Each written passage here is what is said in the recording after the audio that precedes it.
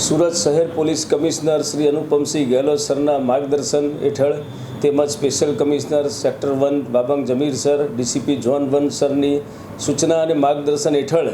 મિલકત સંબંધી ગુનાઓ અટકાવવા અને બનેલ ગુનાઓ શોધી કાઢવા માટે સૂચના કરતા સારોલી પોલીસ સ્ટેશનની ટીમને નાઇટ રાઉન્ડ દરમિયાન પેટ્રોલિંગમાં હતા એ દરમિયાન બાતમી હકીકત મળેલી કે એક સેલેરીઓ કારમાં અમુક ઈસમો પોતે સોનું સંતાડી અને જનાર છે. એ આધારે સીમાડા ચેકપોસ્ટ ઉપર નાકાબંધી કરી અને સદરુ કારને અટકાવી અને તેની ઝડપી તપાસ કરતા બે ઈસમો પાસેથી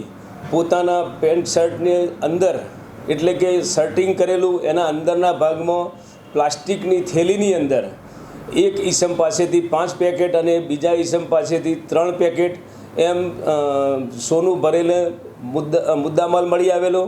જેમાં સોનાના નાના મોટા ટુકડાઓ તેમજ સોનાના બિસ્કિટ મળી આવેલા. કુલ 5 અને 3 8 એમ 8 પેકેટો પ્લાસ્ટિકની થેલીમાં મળી આવેલા અને જેની વજન જોતાં 14 કિલો અને 700 ગ્રામ,